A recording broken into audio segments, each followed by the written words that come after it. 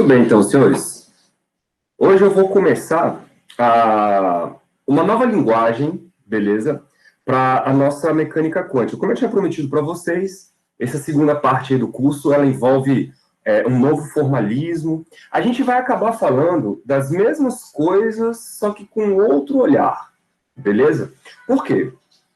Vocês viram, né, que algumas situações aí para trás, as funções de onda, elas tinham um comportamento parecido com o comportamento de vetores, certo?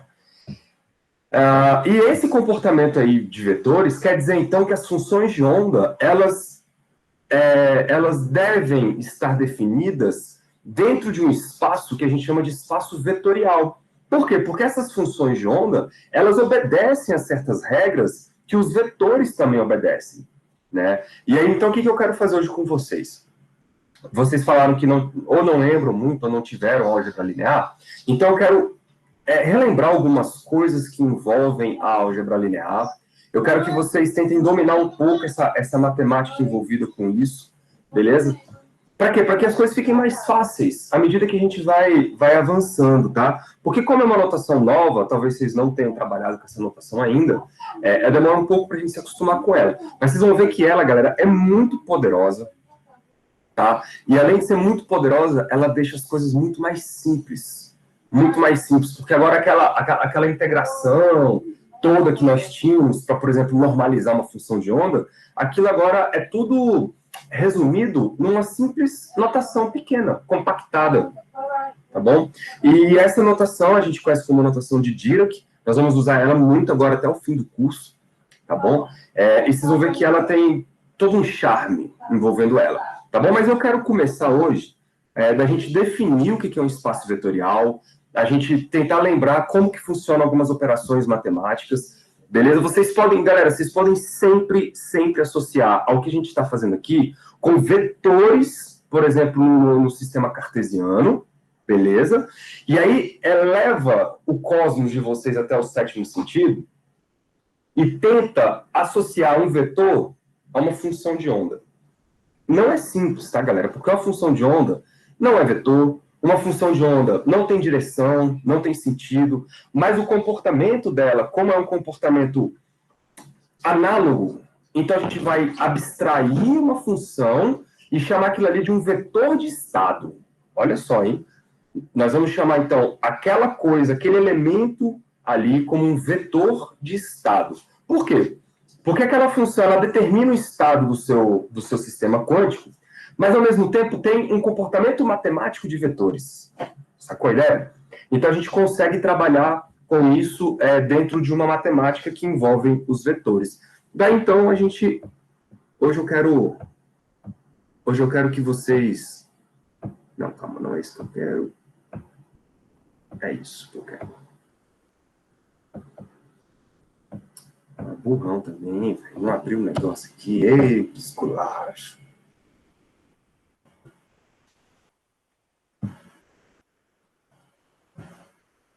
Dois minutinhos, meu povo. 2 minutinhos.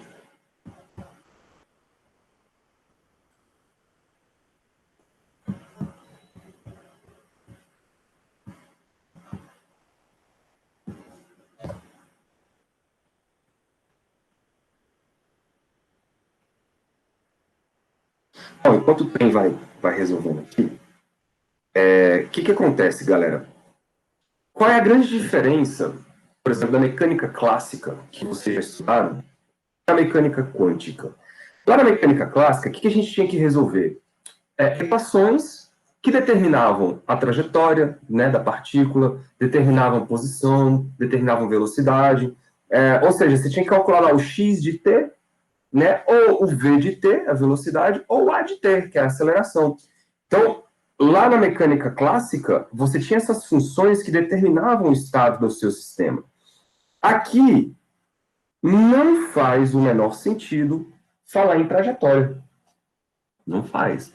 Então, aqui a gente tem o estado sendo representado por funções, né, funções de onda, cuja matemática dessas funções de onda obedecem a elementos vetoriais, né, matematicamente falando. E aí você pode falar, mas, professor, o que vai definir, então, Cara, por que eu não tô conseguindo fazer isso? O que vai definir, então, por exemplo, o estado da partícula? Né? Como é que eu calculo? Porque a função de onda, ela me dá apenas um elemento de probabilidades, certo? Certo. A função de onda dá apenas um elemento de probabilidades. Mas como que eu consigo associar essa probabilidades, por exemplo, com, sei lá, com um valor de um sistema físico mesmo, tipo momento linear, energia, sacou? Momento angular. Aí, galera, esses caras são representados por operadores. Ah, isso aqui tá errado. Então, os operadores são os caras.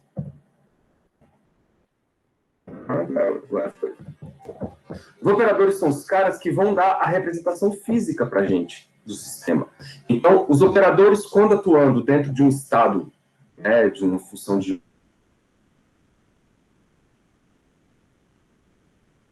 onda lá, beleza? Então, por exemplo, como é que eu descubro a energia? Deixa eu compartilhar aqui, filho da mãe. Eita, tá de novo.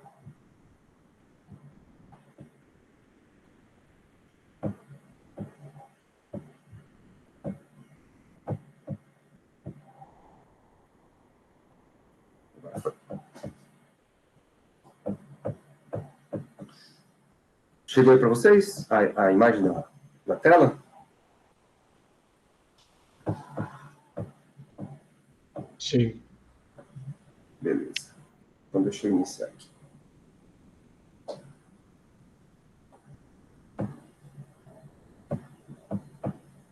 Pronto, tava batalhando aqui com esse negócio. Então tá. Então, de novo, qual é a grande sacada aqui? É a gente ter função de onda representando o estado físico do sistema e os operadores representando as grandezas físicas do sistema. Beleza? Então, as funções representam a gente tinha informação probabilística e, através dos operadores atuando nessas funções, eles nos geram autovalores, nós vamos chamar de autovalores, em que esses autovalores eles estão atrelados ao que você tira do experimento, o que você mede do experimento. Você mede a energia, você mede o momento linear, você mede o momento angular, e aí você então calcula. A nossa teoria é baseada com esses operadores. Tudo bem? Então, o que nós vamos fazer, galera? Vamos definir o que é esse espaço, né, onde as funções elas vivem, que nada mais é do que um espaço vetorial.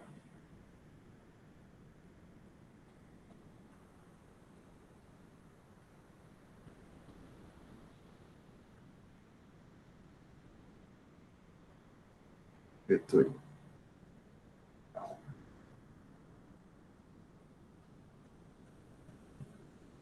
Tá? Aqui eu vou definir o espaço vetorial de uma maneira geral, lá na álgebra linear. Isso aqui é mais uma aula de álgebra linear do que de mecânica quântica, mas é porque a gente precisa da linguagem, beleza?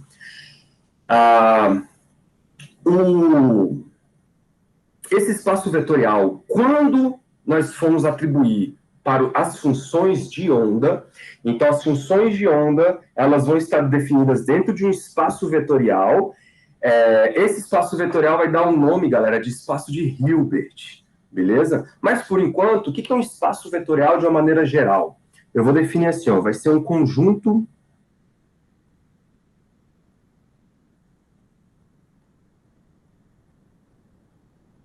vou chamar de conjunto V, beleza? De elementos vetoriais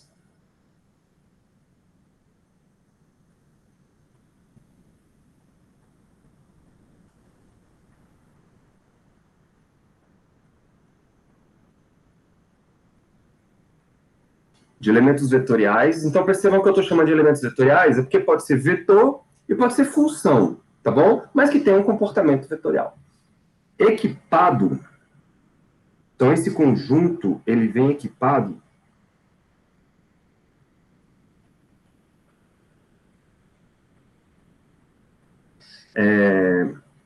com operações de soma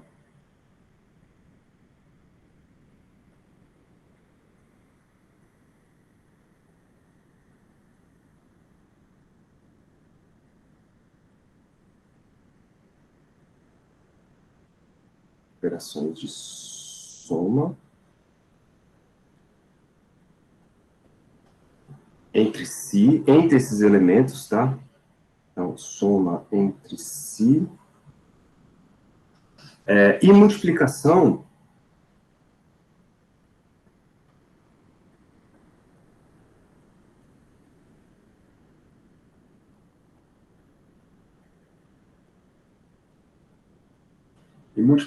por qualquer escalar, tá?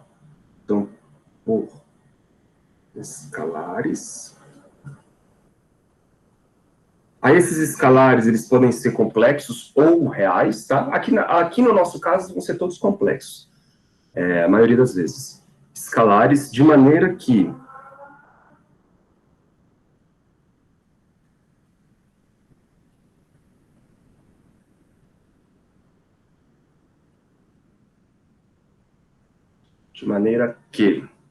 os resultados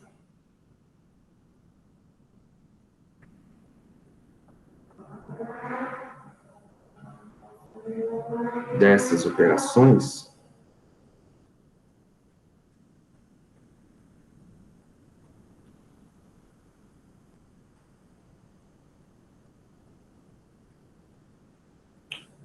pertençam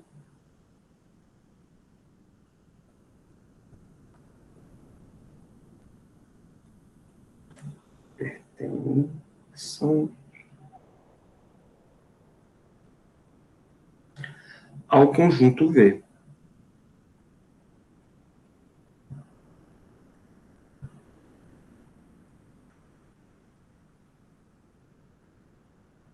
Beleza? Então, você tem ali um conjunto de vários vetores. Dentro desse conjunto, você pode somar esses vetores, você pode multiplicar esses vetores com escalares, tá? E o resultado dessas operações vão ter que dar um outro vetor que também faça parte desse espaço vetorial, desse conjunto. É assim que a gente define um espaço vetorial. E aí, eu vou já introduzir para vocês a notação de Dirac.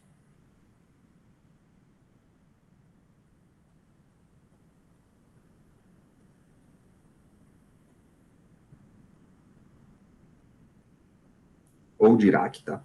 Que é o seguinte, galera. O vetor que vocês conhecem, ele é definido como sendo uma letra com a seta em cima, né? Ou com uma barra dupla indicando um negrito ali, tá? Só que, lembrando, nós aqui na mecânica quântica, nós não estamos trabalhando com vetores de verdades, e sim com funções que têm comportamentos de vetores.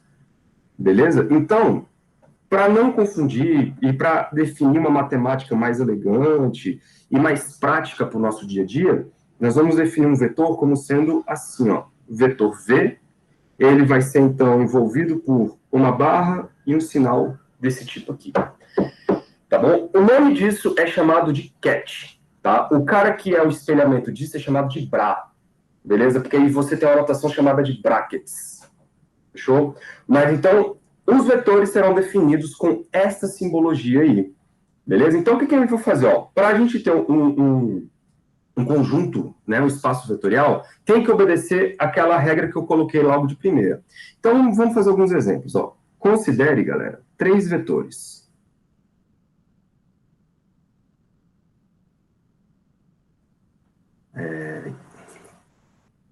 Eu vou chamar aqui o vetor 1, um vetor V e um vetor W. Beleza? 3 vetores. Todos esses 3 vetores, eles pertencem a um conjunto vetorial V. Se isso é verdade,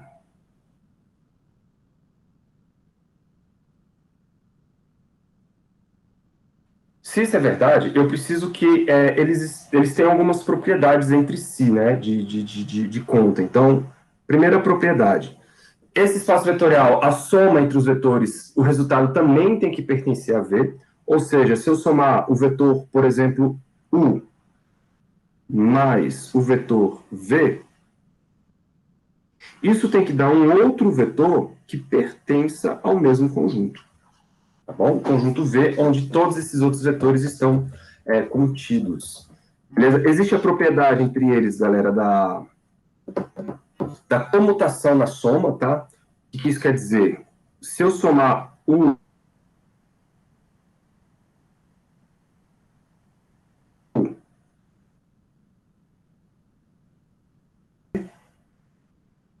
mais, ou seja, a gente tem uma soma comutativa, beleza? Uma soma comutativa. Lembra do comutador que eu falei para vocês lá um tempo atrás, onde você subtrai o produto do número de dois números ou dois operadores, né? E depois inverte a ordem. Geralmente isso dá zero, se for um número normal. Agora, quando você fala de operadores, isso não vai dar zero, porque eles não comutam, beleza? Os vetores, então, eles vão ter uma soma comutativa, beleza? Então, se eu somar, a ordem não interessa. Eu somo mais V ou V mais U, isso tem que dar a mesma coisa. Isso para os vetores. Segundo, tem que rolar também uma soma associativa. O que isso quer dizer? Se eu primeiro somar U mais V e depois somar o resultado com W, por exemplo, isso, galera, tem que ser a mesma coisa que somar o U com o resultado da soma, por exemplo, de V mais W.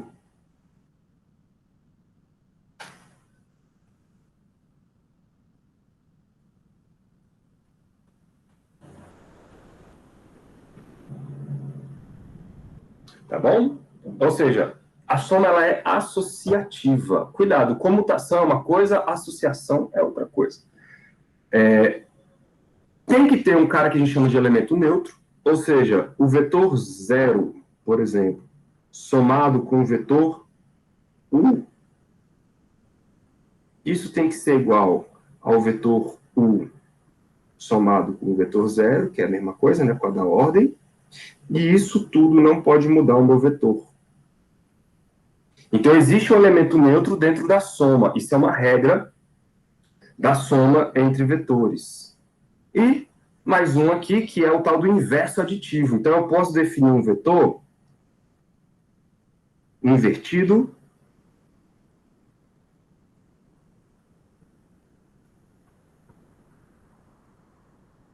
cuja soma com eles dois tem que dar um vetor nulo.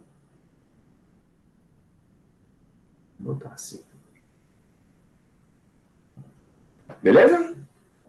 Isso é o que a gente chama de inverso aditivo.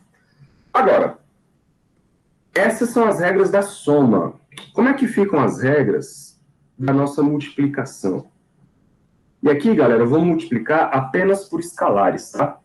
Então, estou definindo ainda a multiplicação entre dois vetores. Eu estou definindo a multiplicação entre um vetor e entre um escalar. Ó, agora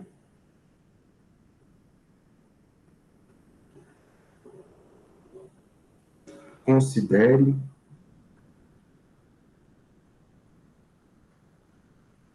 está estabelecendo as regras do jogo. Considere os escalares. Reais ou complexo, tá, galera? Tanto faz. Eu vou chamar aqui, ó, um escalar lambda e um escalar mi. Beleza? Então, o que a gente vai ter? Tudo isso aqui vocês podem já associar com vetores no espaço tridimensional, lá no plano cartesiano. Se eu multiplicar um escalar lambda por um vetor u, isso vai me dar um outro vetor, e esse outro vetor tem que pertencer ao mesmo espaço vetorial, que eu chamei de V. Beleza? Tem que rolar, galera, um produto linear aqui, tá? O que isso quer dizer? Se eu pegar lambda e multiplicar pela soma de U mais V,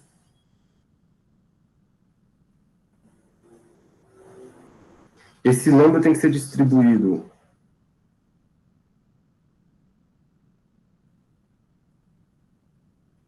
com U mais V. Beleza? Essa propriedade é muito interessante, muito importante, porque ela parece óbvia. Ela parece óbvia. Mas algumas, por exemplo, alguns operadores, eles não são lineares. Eu não posso fazer esse tipo de coisa, por exemplo, se eu quero pegar, sei lá, imagina que aqui eu tenho um A mais B. Se eu falo que eu tenho uma operação e que a operação é levar o meu sistema ao quadrado, isto é diferente de distribuir o quadrado para o A e o quadrado para o B. Sacou? Então é uma operação que não é linear. Vamos para frente.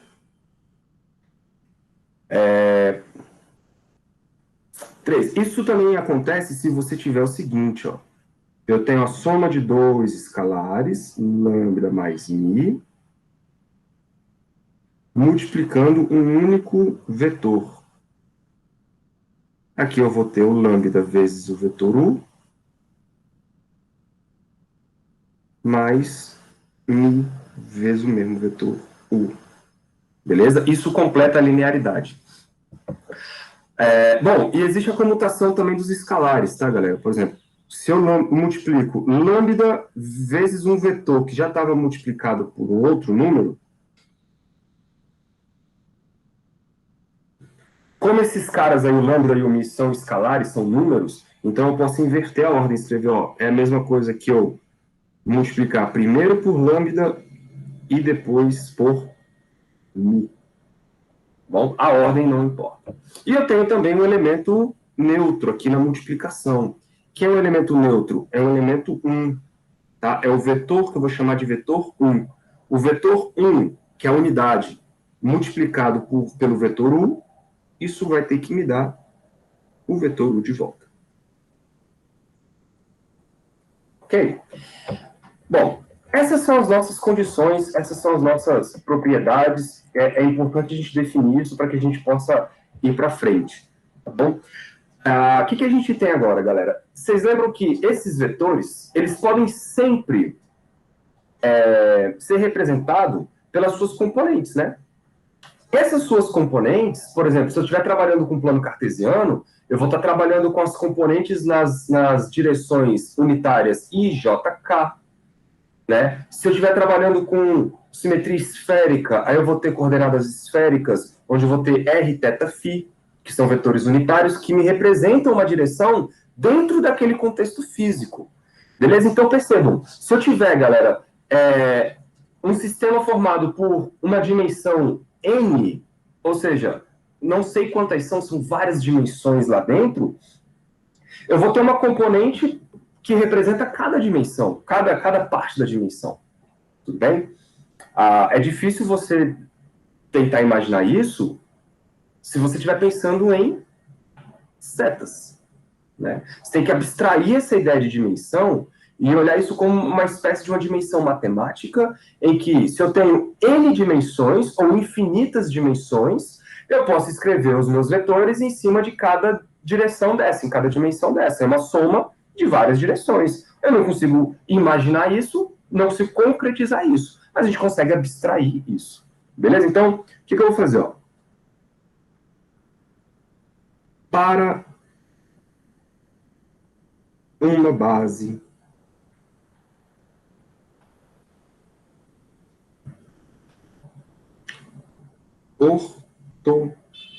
vou chamar de ortonormal.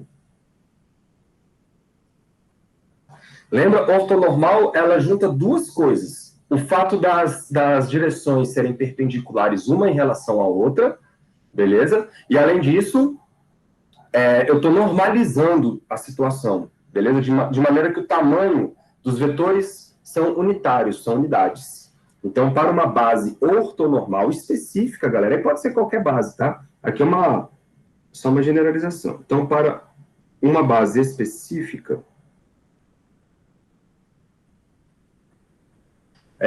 um vetor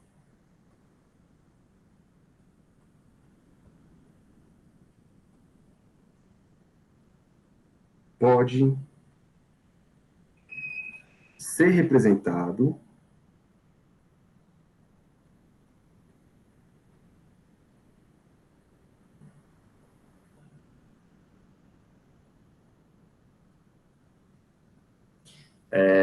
pela matriz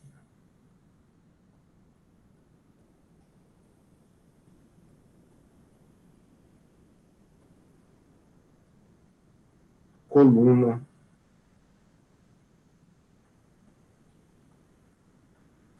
Tá. Como é que é essa matriz coluna? Deixa eu botar aqui outra corzinha. Vou botar de vermelho. Olha só, eu posso representar então, galera, um vetor, por exemplo, alfa. Vou botar aqui, ó, alfa. Como sendo um vetor constituído por n componentes. Opa.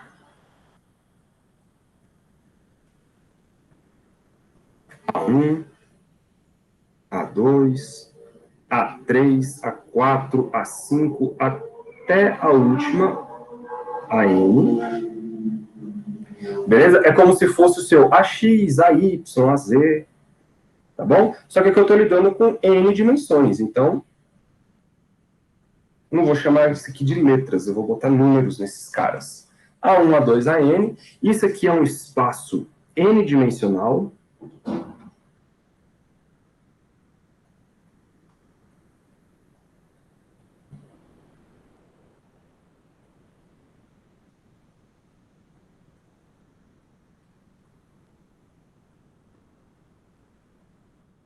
Rara, Oi. isso aí tem a ver com aquele negócio lá do somatório de todas as 2, psi3, que a gente falou antes? Calma, rapaz. Como assim? Porque eu lembro que acho que para cada psi, eu não lembro qual que era a coisa, o nome, mas tipo assim, que tem uma parte que você tem que fazer um somatório das funções de onda, né? Certinho, é isso aí. Ah, tá. É exatamente isso aí. É exatamente isso aí. Meu Deus. São as componentes que a gente pode chamar de componentes abstratas, né? Porque você não tem componentes aqui realmente geométricas, assim, do ponto de vista concreto, porque você não vai conseguir imaginar um ambiente com N dimensões, né? X, Y, Z e o resto. E aí, como é que você enxerga o resto? Você não enxerga, porque a gente é limitado para as 3 dimensões espaciais, né? Mas aqui, como a gente pode ter, pelo menos a princípio, um espaço vetorial de N dimensões, então eu posso ter N componentes. É exatamente isso. E aí aquelas funções de onda lá já começa a ficar claro. Elas tinham N componentes porque eu poderia expandir aquilo tudo com N funções, né? Como se cada função tivesse dentro de uma componente. É exatamente essa a ideia. Perfeito. Tá bom? E esse símbolo, então, com o sinalzinho virado para a direita, quieta, moço. Com o símbolozinho virado para a direita, nós vamos chamar de cat. Beleza? Esse cat aí, galera, ele é um vetor, tá bom? Quando nós formos lidar com funções de onda, esse cara aí vai ser chamado vetor de estado, tá? Porque eu posso representar um estado através desse tipo de situação aí também. Bom, eu posso ainda definir, galera, um outro espaço. Olha só, é possível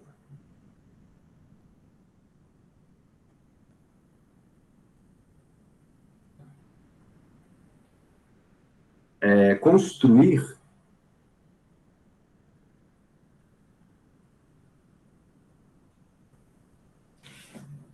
um espaço vetorial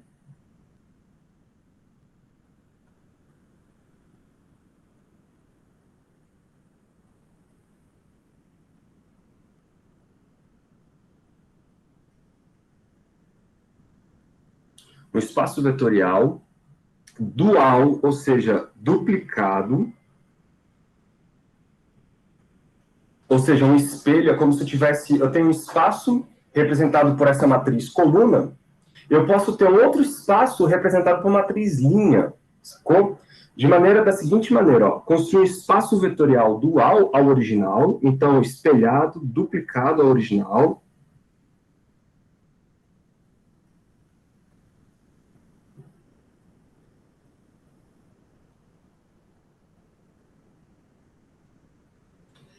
De modo que podemos... Opa. De modo que...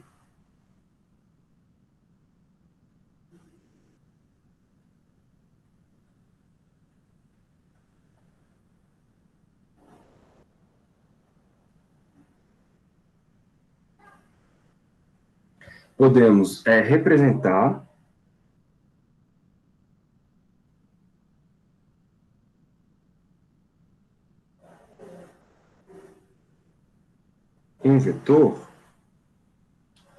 um vetor deste espaço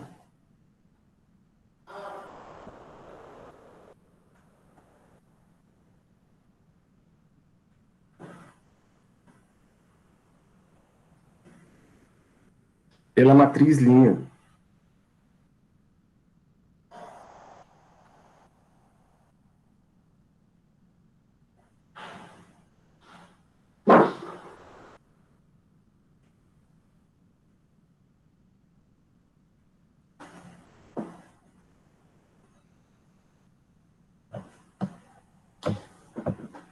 Aí eu posso, então, pegar o vetor alfa, por exemplo, e colocar aqui um outro vetor alfa que pertence ao espaço dual com as mesmas componentes, tá? Então, vocês estão vendo que agora o símbolo ele é virado para o lado contrário, tá bom? As mesmas componentes, qual a diferença? A diferença é que essas componentes agora, galera, elas são conjugadas em relação às componentes do outro. Porque nós estamos falando aqui de um espaço vetorial complexo. Então, além de você ter que imaginar uma situação em que você tem um mundo de várias dimensões, né, e várias componentes, com várias bases, você ainda tem que imaginar que essas componentes, elas são atribuídas a ela números complexos, beleza? Então, aqui você vai ter agora uma matriz linha, mas que não vai mudar nada. É o nosso A1 conjugado, A2 conjugado, A3, A4, A5, até o último, AN, todos eles conjugados em relação ao original. Beleza? Em relação ao estado alfa, ou vetor alfa, que eu tinha definido antes. O nome desse símbolo nós vamos chamar de Bra.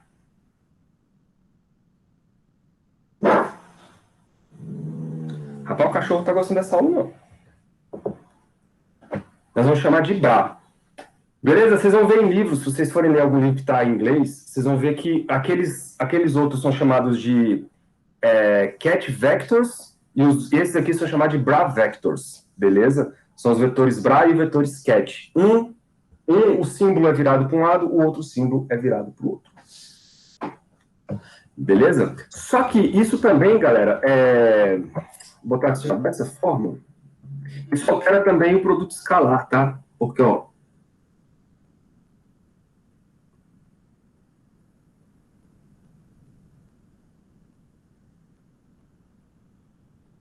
o que acontece? Se eu tinha lá um número complexo C multiplicando um vetor alfa,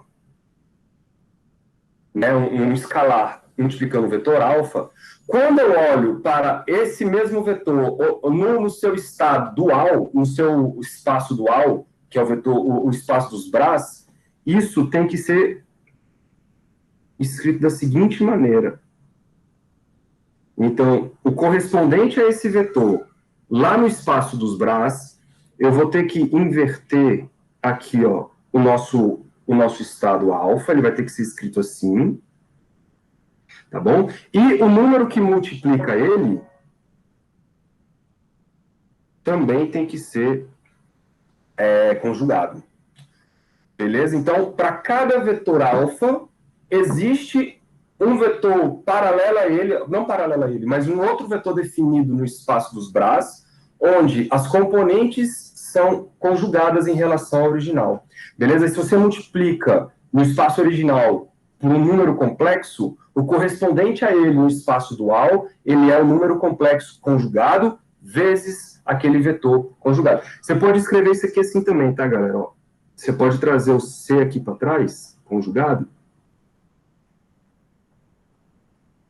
Não tem problema algum, tá? Como se é um número, você pode escrever ele tanto do lado quanto do outro, ou ainda, você ainda poderia escrever isso dentro do cat, tá? Dentro do sistema, por exemplo, eu poderia escrever assim, ó, C vezes alfa, isso aqui é um estado, tem correspondente lá dentro, C vezes alfa. Beleza? Só que, se você tirar o C de dentro do estado, do símbolo, ele vem conjugado. Beleza?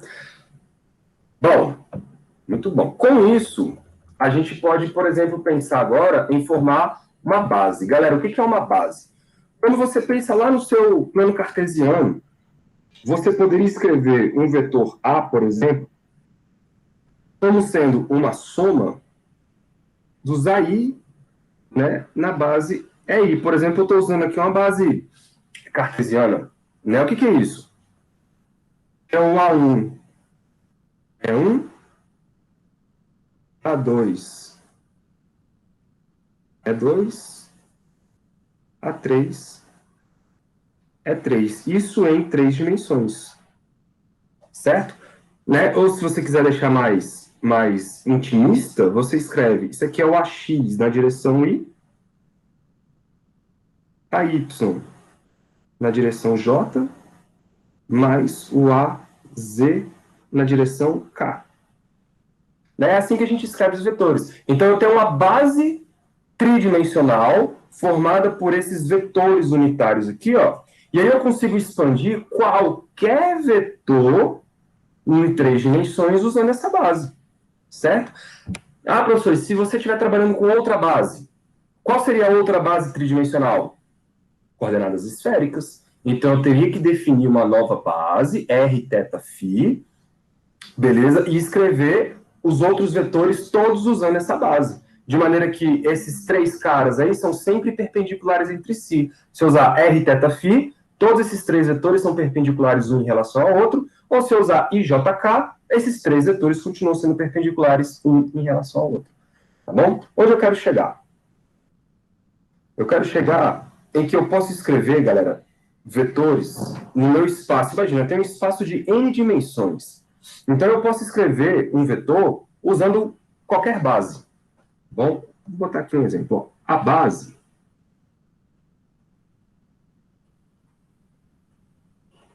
deixar anotadinho. A base de um espaço vetorial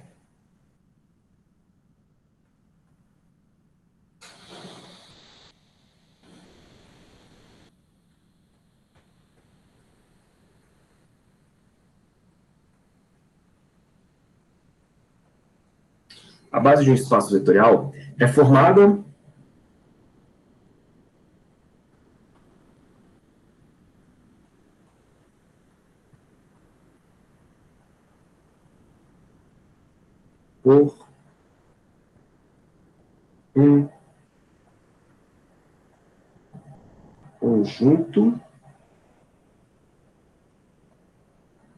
por um conjunto de vetores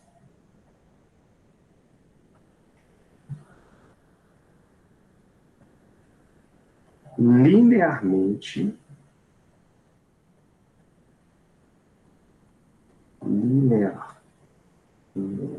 independentes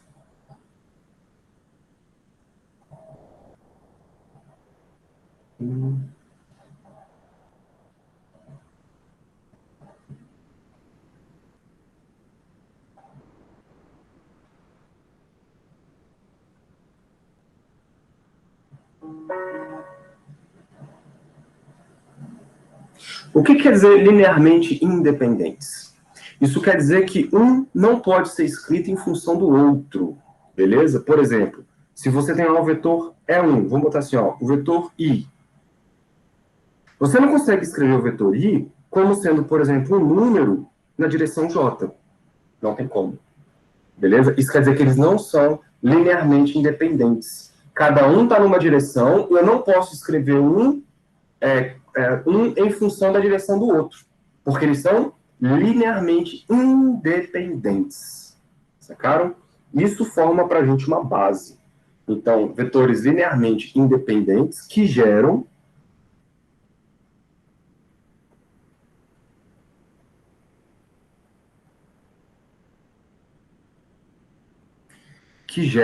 todos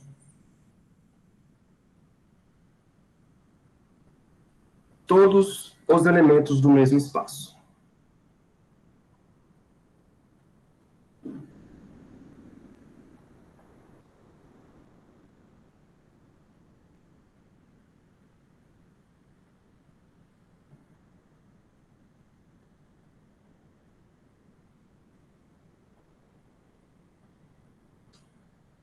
Por exemplo, os vetores I, J, K, eles formam uma base dentro do plano cartesiano? Sim. Do espaço cartesiano? Sim. Eles são linearmente independentes? Sim. E eles geram todos os outros vetores? Sim. Eu posso escrever, galera, qualquer vetor tridimensional em termos de I, J, K. Por quê? Porque o I e J, K formam uma base no espaço cartesiano tridimensional. Beleza? O exemplo mais simples que vocês podem ter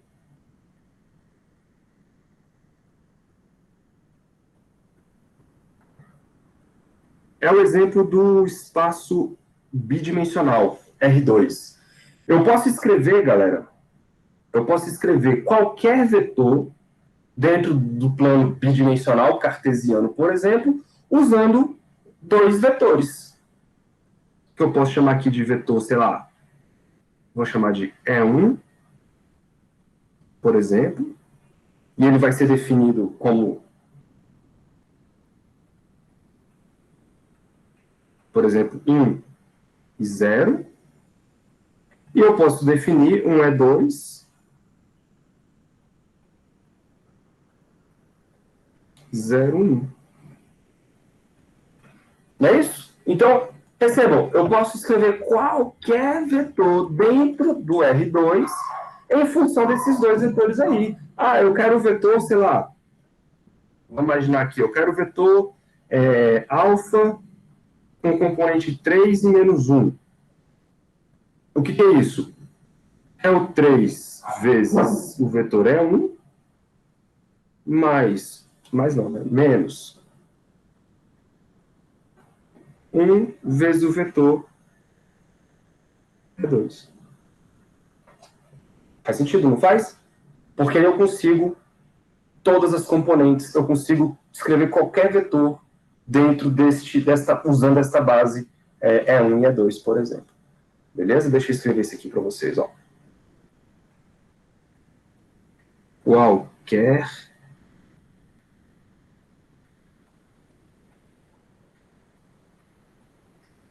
vetor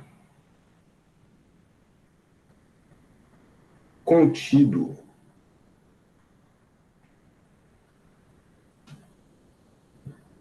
no espaço bidimensional R2, ou seja, x e y, né? Pode ser escrito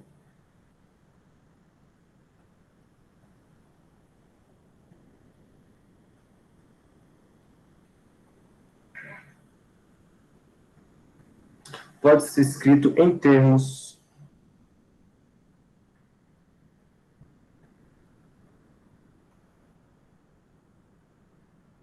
dos vetores E1 e E2. Isto, galera, é uma base. Beleza? Isto é uma base. Agora, você imagina num espaço em que nós vamos ter agora infinitas dimensões. Então, eu tenho que tentar escrever uma base onde eu posso representar qualquer vetor do meu espaço em função dessa base. Aí eu posso escolher, velho, se eu tenho infinitas dimensões, eu tenho infinitas bases. Então, por isso que lá atrás eu escrevi assim, ó, se a gente escolher uma base específica, eu posso representar o meu vetor alfa através das componentes A1, A2, A3, até a última. Mas se eu trocar de base, aí eu vou ter que trocar de componente também. Tá bom? Então, você primeiro define a base e depois você expande o seu vetor.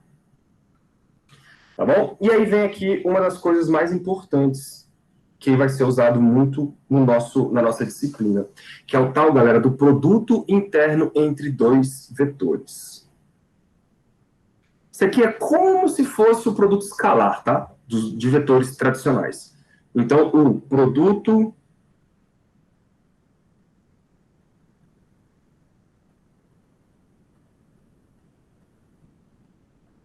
interno, ficou longe. O produto interno entre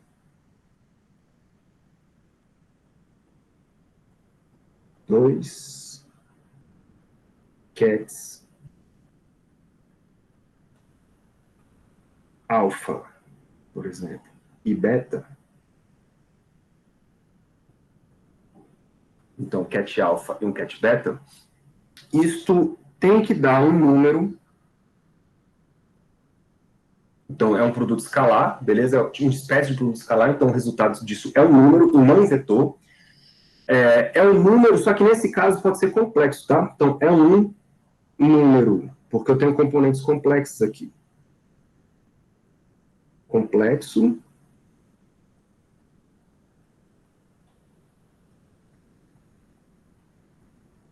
É um número complexo dado por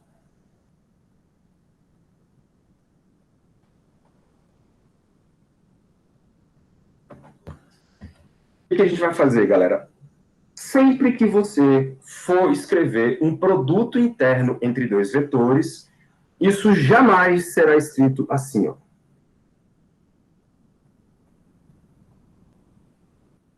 Bom, isso aqui tem um outro significado. A definição do produto interno para a gente agora, entre dois vetores alfa e beta, ele vai ter que ser definido sempre como o alfa na forma Bra vezes o beta na forma cat. Tá bom? E aí a gente junta os dois e escreve assim, ó. Alfa interno com beta. Isto é um produto escalar. Beleza? Por que tem que ser assim? Porque a gente definiu, galera, que um deles é uma matriz coluna e o outro é uma matriz linha, certo? Não faz sentido multiplicar coluna com coluna. Beleza? Por quê? Porque o que nós estamos fazendo aqui é o seguinte, ó. Eu estou multiplicando o vetor alfa com o vetor beta.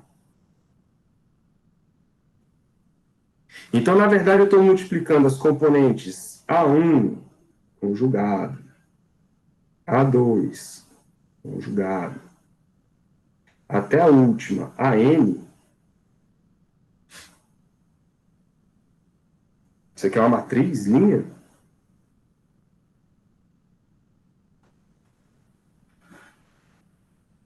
Com uma coluna. E aí eu vou ter o A1, desculpa, B1, né? B1, B2, até a última, BN.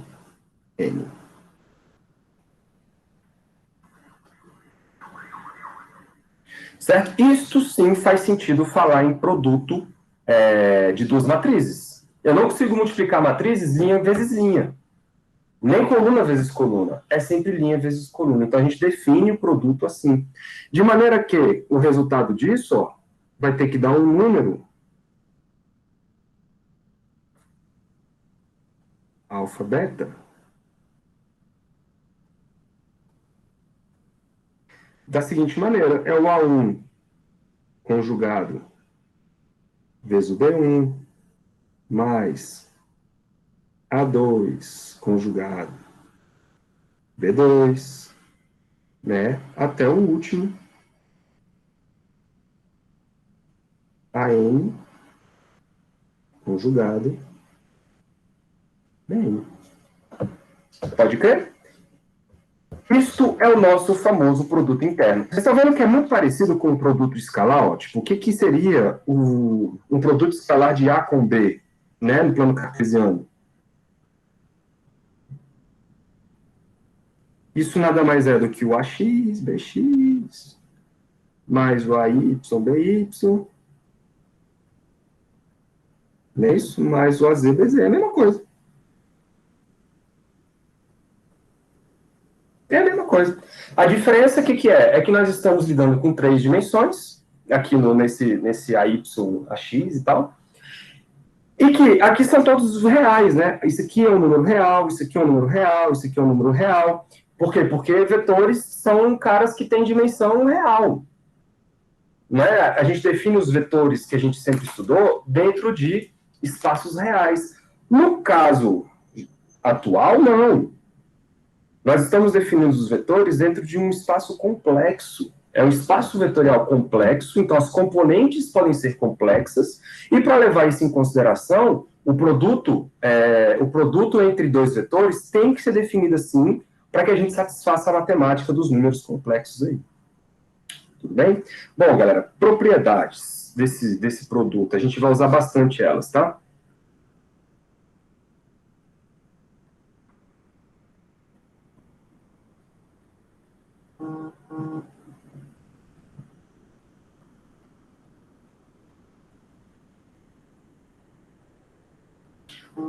Propriedades.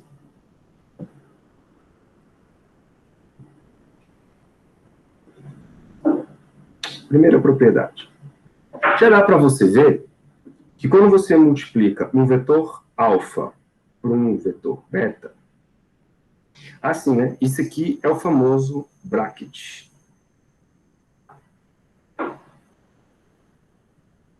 Beleza? Que eu juntei um bra com cat. E aí formou um bracket, ou bracket. Tá? A inspiração do nome é essa. Enfim. Então, se eu pego alfa vezes beta, é a mesma coisa que fazer o contrário, beta vezes alfa? O que vocês acham?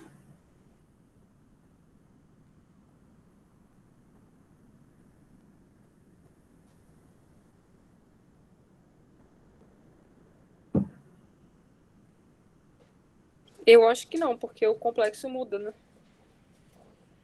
É exatamente. Agora o beta ficou lado esquerdo, então as componentes do beta serão conjugadas. Agora, como é que eu corrijo isso? Eu venho aqui, ó. Pronto. Então, se eu inverter o produto entre 2 vetores, para que aquilo continue igual, basta eu tomar o conjugado desse produto. Porque aí eu volto a ter o que era antes. Faz sentido aí para vocês? Então, a ordem do produto altera? Sim. Mas se eu tomar o conjugado dessa ordem alterada, eu volto ao que era original. É isso que está acontecendo. 2. Se eu pegar alfa e multiplicar por um beta já multiplicado por um número complexo, esse lambda é o número, ele pode sair daqui da multiplicação, e ele tá dentro do espaço dos cats, tá bom? Então ele sai do jeito que ele é, multiplicado por alfa, beta. Agora, se esse lambda tivesse no espaço dos bras, então se ele tivesse, ó, lambda alfa vezes beta. Aí ele sai conjugado. Alfa, beta. Bonitinho, né? O que acontece se eu fizer um produto vetorial de um vetor com ele mesmo? Se eu fizesse alfa, por exemplo,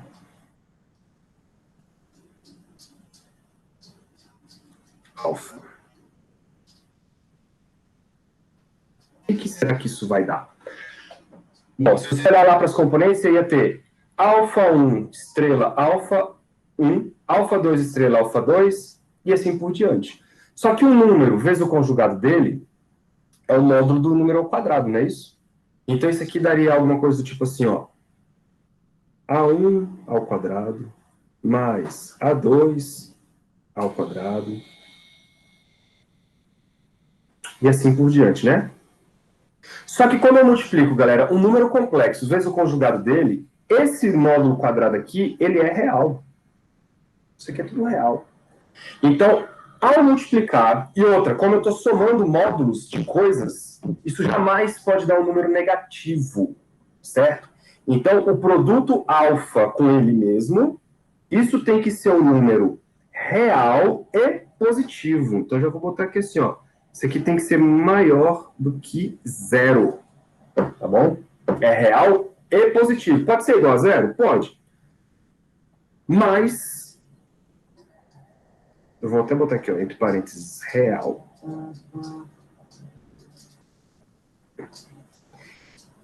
Ele vai ser zero, galera. Zero. Apenas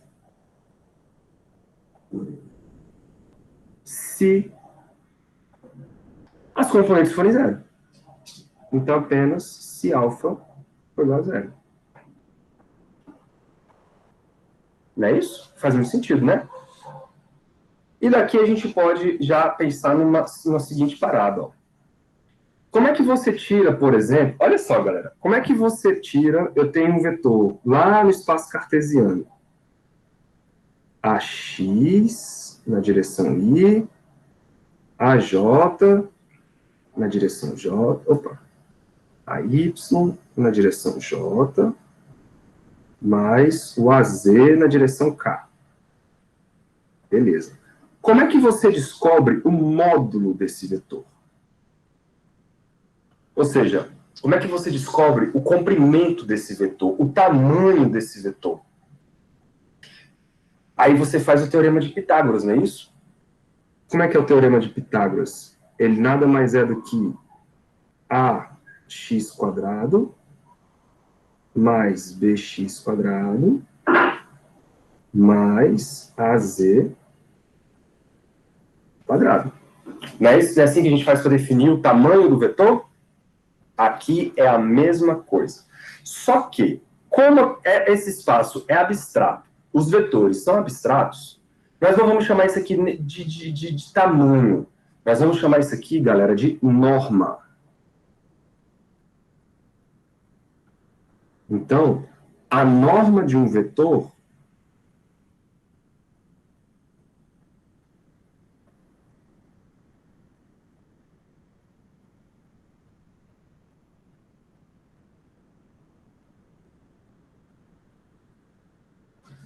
vamos definir da seguinte maneira. Eu vou botar uma barra dupla aqui, ó.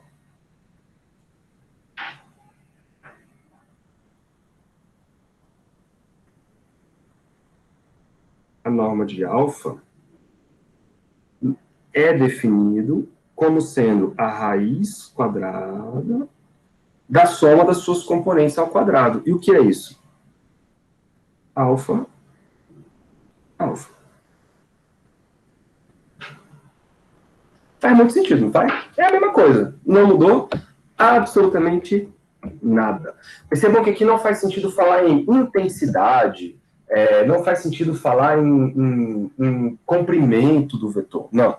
Aqui é apenas uma definição usando um paralelo como se fosse o comprimento. É um módulo, beleza? É o módulo do nosso vetor. É isso que a gente está calculando aqui. Aí, existe uma parada chamada desigualdade de Cauchy-Schwarz. Não sei se vocês já viram isso em algum momento. Tá? O livro de vocês, ele traz lá, né, de alguma maneira, essa desigualdade. Inclusive, galera, no livro de vocês, o Griffiths, no final do livro tem um apêndice. Tá? Esse apêndice, ele é uma revisão de álgebra linear.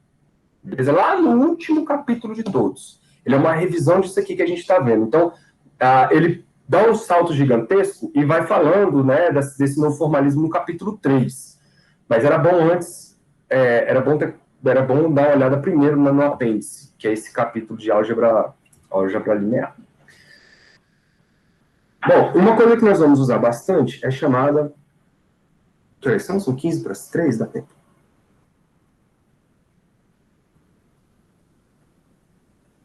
Desigualdade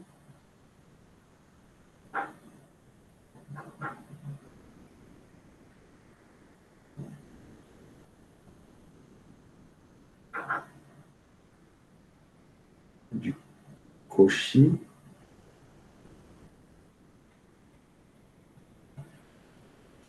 Schwarz.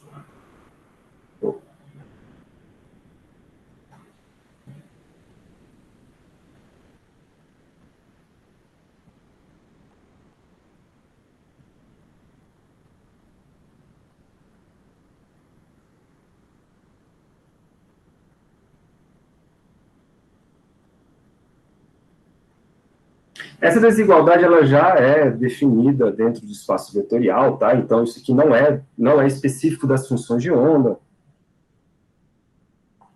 não é específico da mecânica quântica em si, mas a gente vai usar bastante isso porque envolve uma regra matemática dentro do seu espaço vetorial. E ela tem um pouco a ver, galera, com o seguinte, né? Vocês sabem que, por exemplo, um modelo geométrico de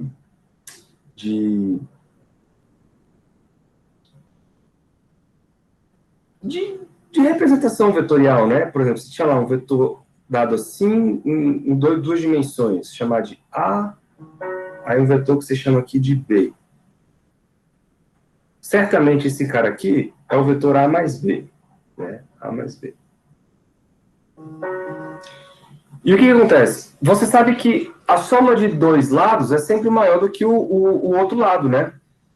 Por mais que nós não estejamos falando de lados ou de comprimentos e tal, isto é uma regra matemática que é aplicada em todas as dimensões. Porque nós estamos falando de um estado, nós estamos falando de um espaço vetorial, só que de N dimensões. O problema é que nós, seres humanos, não conseguimos desenhar essa birosca. Sacou? Mas, dentro deste mundo, as regras, elas têm que valer também. Beleza? Eu vou deduzir para vocês essa desigualdade. Eu vou usar a seguinte representação. Ó. Considere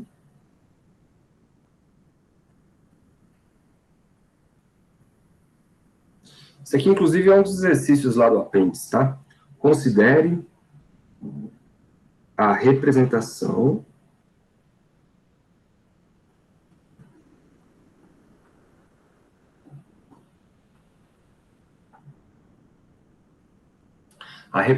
geométrica.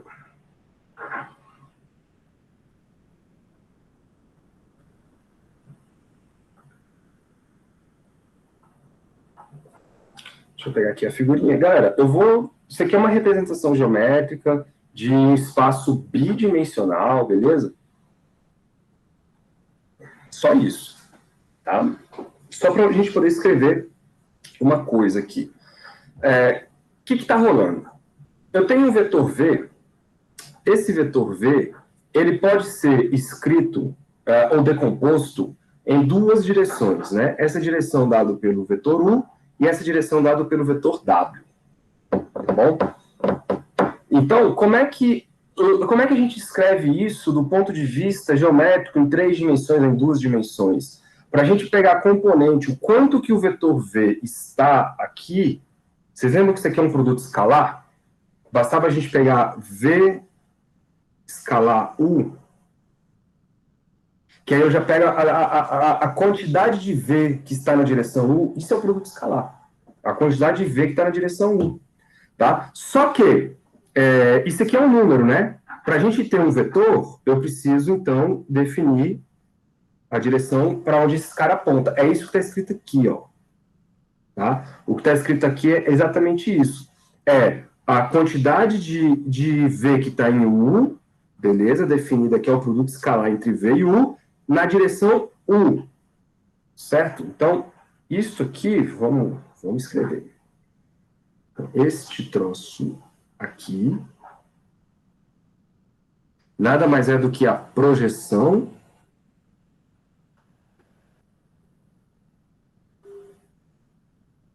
ortogonal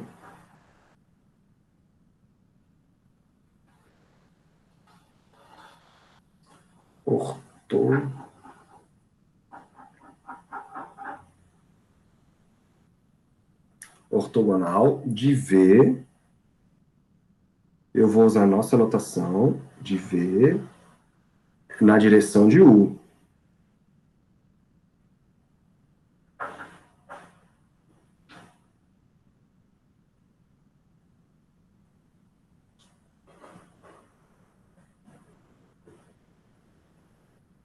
Todo mundo concorda com isso. Porém, se eu quiser escrever o vetor, por exemplo, o vetor V, ó, se eu quiser escrever o vetor V, vê se vocês concordam comigo. Ele nada mais é do que o vetor W mais o vetor UV na direção U. Todo mundo concorda com essa ideia? Eu estou fazendo aí a soma vetorial entre dois vetores. Nada demais. O problema é que esse U aí, esse vetor U, ele pode não ser unitário, né? Quando eu falo que eu tenho um vetor na direção U, eu tenho que dizer que esse vetor, ele é unitário. Mas a gente não sabe se ele é unitário. Então, a maneira de deixar tudo muito bem rigoroso é definir, ou é dividir isso aqui pelo tamanho do U.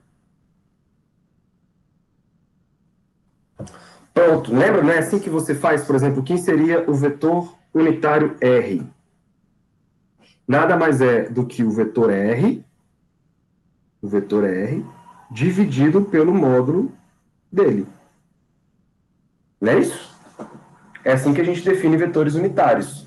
Tá bom? É assim que a gente está escrevendo aqui também para manter a mesma notação. Tudo bem, galera? Essa ideia aqui? Posso passar para frente?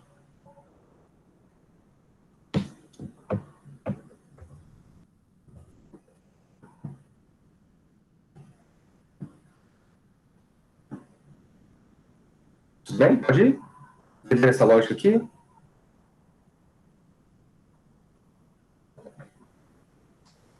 Eu estou apenas somando vetores.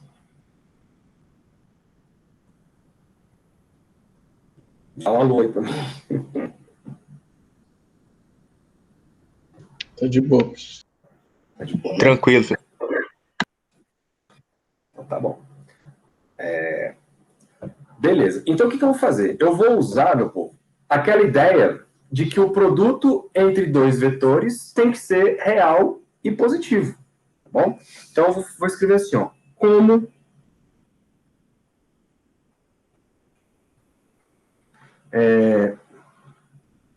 Não, antes, calma aí. Antes eu vou escrever o seguinte. Eu vou escrever o vetor ômega da seguinte maneira, ó. O vetor ômega, ele vai ser o vetor V menos este vetor que eu defini assim, ó. O V dividido por o U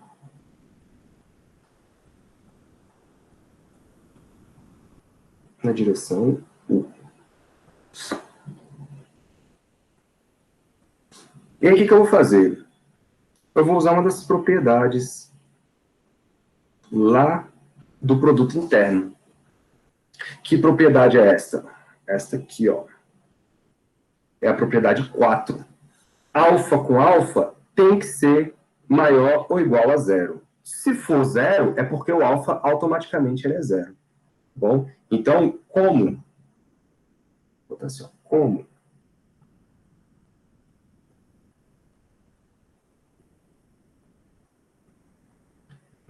Ômega, já vou chamar de ômega com ômega. Isso tem que ser maior ou igual a zero. Temos o seguinte.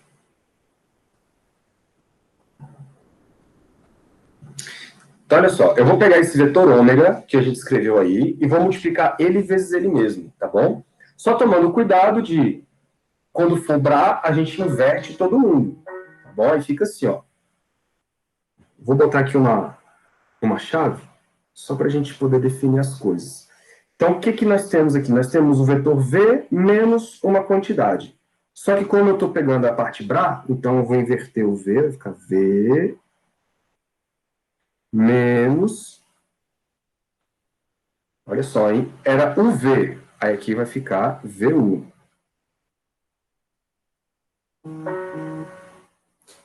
Dividido U.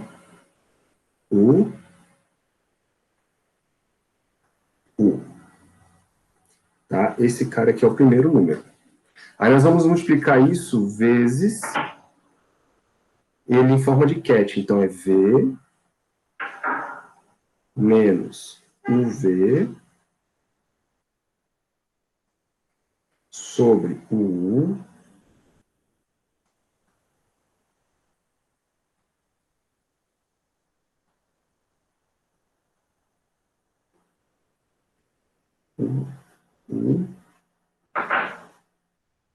na direção de U. Tudo isso tem que ser maior ou igual a zero.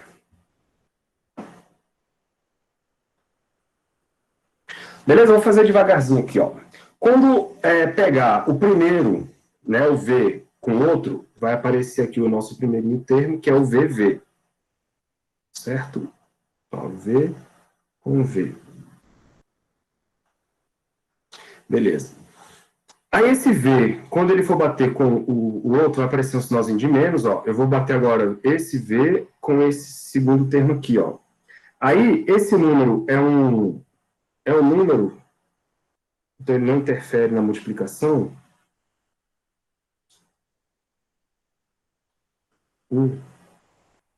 Isso aqui é um escalar. Aí o V vai bater direto no 1. Então vai ficar assim, ó. V, U. Pode crer? Isso foi essa multiplicação. Agora nós vamos fazer o segundo da primeira parte. Então, menos V, U sobre U.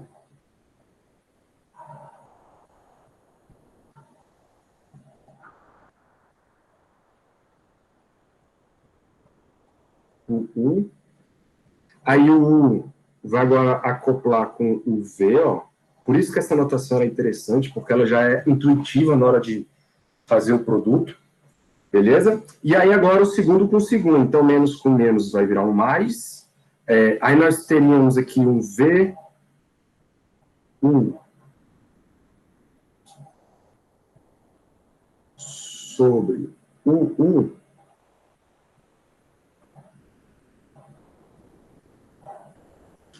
que vai multiplicar quem? U com U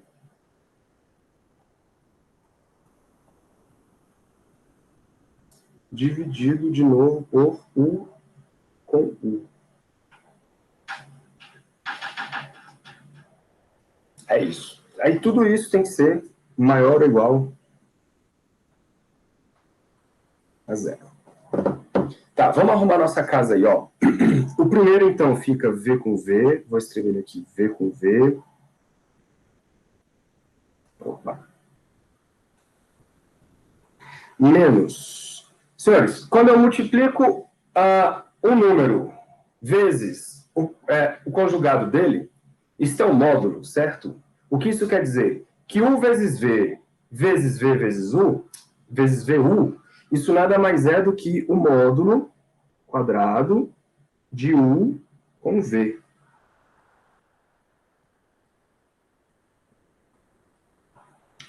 Beleza? Tudo isso dividido por U escalar U. U interno U. Beleza, vou fazer a mesma coisa para os outros. Ó. Menos, aqui vai aparecer de novo. U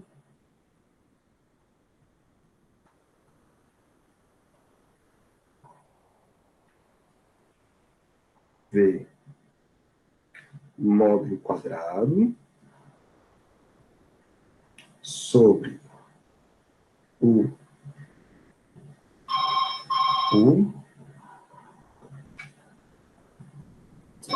daqui a pouco eu atendo. U, aqui não tem quadrado, né? E o outro, cadê? É o segundo com o segundo. Tá faltando um termo aqui, né, galera? Porque, olha só, quando juntou... Deixa eu botar outra corzinha aqui. Quando juntou isto com isto, tá faltando o segundo cara. Não, não era isso com isso, não. Peraí. Era isto com isto. Então tá faltando, ó, tem U com V, tá faltando V com U ali. Deixa eu botar aqui. Vezes.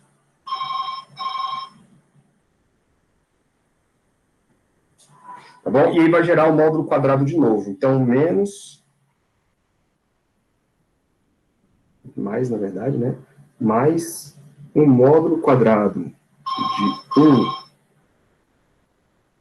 1V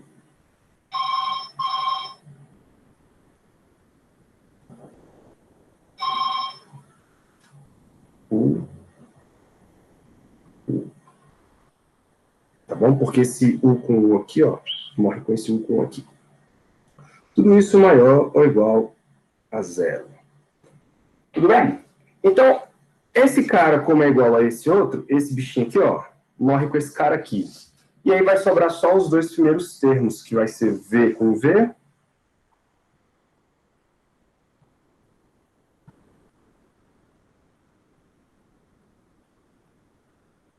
menos módulo quadrado de U,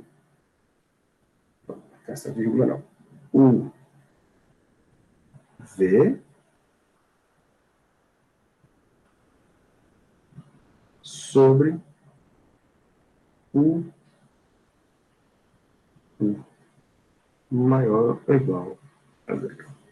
Bom, aí quando você arrumar a vida aí, você encontra o que a gente conhece como desigualdade de Schwarz, ou Cauchy-Schwarz. É a mesma coisa. Deixa eu trocar de corzinha. Aí, galera, passa esse termo que está subtraindo para lá, ele vai passar somando o 0. Depois eu posso jogar esse U com U multiplicando, tá?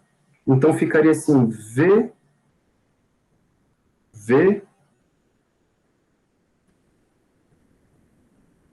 U, interno com U. Isso tem que ser maior ou igual ao módulo de U com V quadrado. Certo? Essa é a famosa desigualdade Cauchy-Schwarz. Beleza? Nós vamos usar um pouquinho ela mais lá na frente para tipo, provar algumas coisas referente aos estados.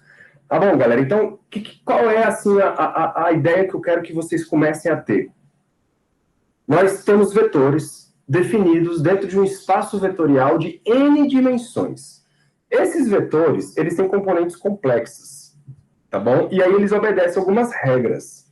O lance é que tudo que a gente está fazendo aqui, que eu estou chamando de vetor, a gente vai associar a isso um estado. Então, por exemplo, eu posso ter um estado psi, certo? Esse estado psi, ele é um vetor de estado e ele carrega todas as informações do nosso sistema quântico. Ele é a nossa função de onda. Ele é uma representação da nossa função de onda.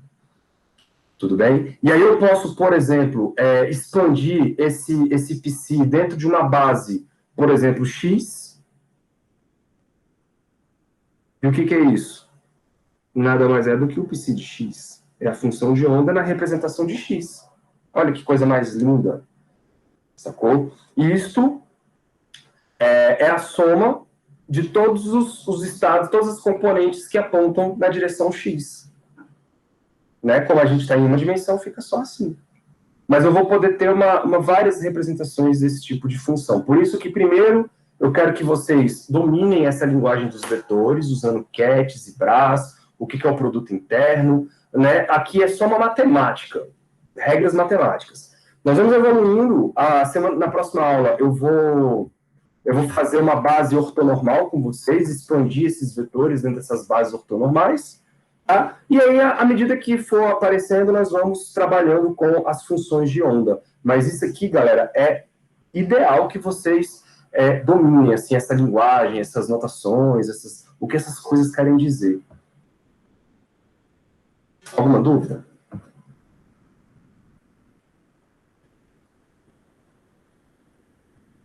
Não. Não. Então, vou parar lá, Gravina.